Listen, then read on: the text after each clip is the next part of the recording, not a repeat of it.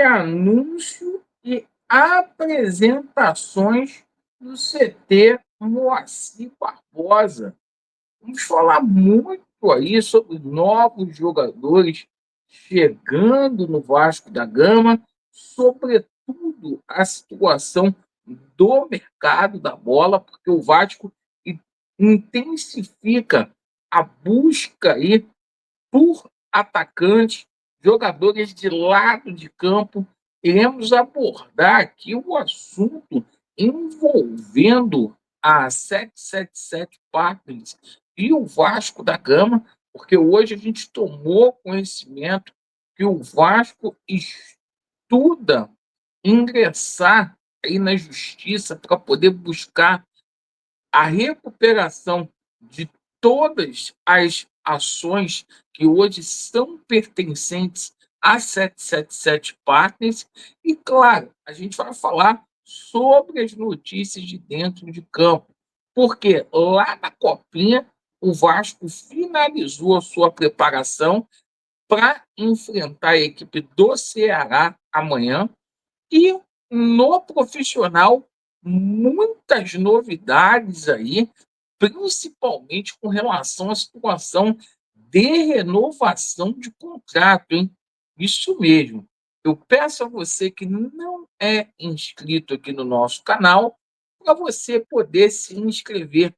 Deixe o seu like ou o seu dislike e ativem o sininho. Pessoal, a gente tem pedido aqui para vocês, humildemente, tá? A gente está angariando fundos aí para a nossa jornada de 2025. Você que tenha condições aí de nos ajudar através do Pix, por favor, pessoal, nos ajude aí com qualquer quantia que você puder, certo? Nosso canal fica muito, muito grato. O seguinte, a gente coloca o Pix aqui para você. Pois bem, vamos começar falando aqui sobre a situação do sub-20, porque a gente sempre tem separado espaço para o Vasco da Gama na Copinha nos nossos vídeos. O Vasco hoje finalizou a sua preparação para enfrentar o Ceará. Amanhã o Vasco volta ao estádio Nicolau Alion, lá na Barra Funda, para enfrentar a equipe do Ceará, que goleou o 15 de Piracicaba. Um jogo complicado para o Vasco, mas acredito que amanhã, às 11 horas da manhã, com transmissão do Sport TV, o Vasco vai abrir o dia aí na Copinha, o Vasco vai passar de fase. Essa Copinha aí que tem empregado surpresas, né? O Flamengo, inclusive, foi eliminado ontem pelo Red Bull Bragantino. Vamos falar aqui sobre a situação do Campeonato Carioca. O Vasco também aí se preparando para o jogo contra a equipe do Bangu, que acontece quinta-feira, às 21h30. Com certeza teremos mudanças aí na equipe do Vasco da Gama. O Carille tem treinado a equipe principal, fazendo treinamentos ali de manhã e de tarde, agora é integral, e a gente vê uma mudança muito grande no tocante à parte física aí dos atletas do Vasco da Gama, uma coisa que a gente ficou devendo muito ano passado. Mas hoje foi um dia de destaque, pessoal, isso mesmo. A gente teve destaque porque a gente teve um anúncio aí do Lucas Freitas, apresentado aí como reforço do Vasco da Gama oficialmente. O Lucas Freitas, que já estava treinando há um bom tempo, né? E também tivemos aí a apresentação através de coletiva do Lucas Oliveira e do Tietê. Isso mesmo. Inclusive, o Tietê falou que ano passado ele passou por um processo muito parecido no Botafogo de reformulação, de reconstrução. Bom, e o Vasco ganhou mais um reforço aí, né? Conforme eu disse hoje para vocês, na parte da manhã, o Capasso ele foi reintegrado aí ao elenco principal do Vasco da Gama, está treinando, está à disposição ali do nosso bravo treinador, o Carille, do Fábio Carille. O Vasco não conseguiu encontrar clube aí para o Capasso. E o seguinte, né, a situação do Maurício Lemos aí, graças a Deus, gente, está tudo ok fisicamente com o Maurício Lemos, conforme o doutor Rodrigo Lasmar tinha adiantado para a gente, né? O médico lá do Galo, que operou o atleta. Graças a Deus está tudo certo. Amanhã o jogador deve ser oficializado. A documentação aí do Galo já chegou, só falta mesmo registrá-lo no BID e fazer o anúncio. Mas a prioridade do Vasco agora é um jogador para lado de campo. O Vasco fechou aí o ciclo de zagueiro, porque, conforme vocês sabem, o Vasco vai tentar a contratação aí do Balbuena pro meio do ano, certo? Através de um pré-contrato. Então, é o seguinte, a gente teve algumas atualizações muito importantes sobre o jogador aí de lado de campo. A gente teve um informativo do empresário do Vargas, tá?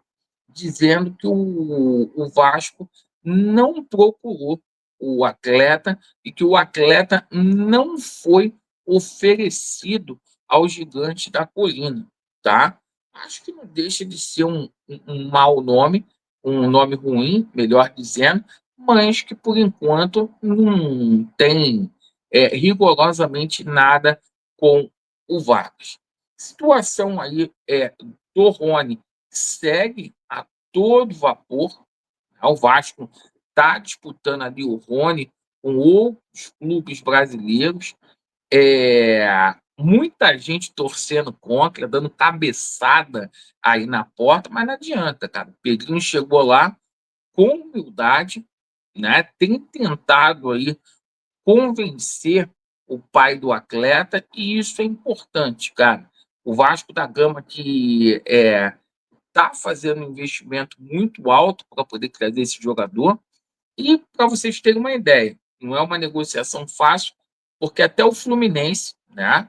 E todo mundo fica aí decantando o Fluminense, não conseguiu a contratação do Rony ainda. O Vasco está ali, aquela amizade que o Pedrinho tem com o pai do Rony e também com a Leila, pode e vai facilitar o negócio. Estou muito confiante aí que o Vasco consiga essa negociação.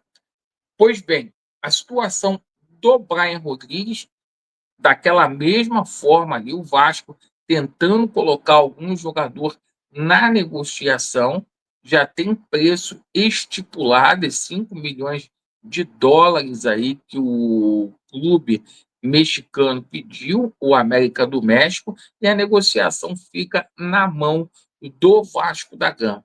Correndo por detrás ali está o jogador Wanderson, lá do Internacional. O jogador aceitou baixar ali a pedida salarial, mas deu até uma esfriada, porque apareceram outras opções aí no mercado. Agora a gente fala sobre essa situação envolvendo aí o imbróglio da 777 Partners com o Vasco da Gama. Por quê? A gente tomou conhecimento hoje que o Vasco vai ingressar aí com um pedido na Fundação Getúlio Vargas para recuperar, tá, as ações que hoje são pertencentes à 777 Parque. Aí tem um grande problema aí. Eu perguntei para alguns advogados aí, experientes na área, esse contrato, gente, ele foi feito lá nos Estados Unidos da América.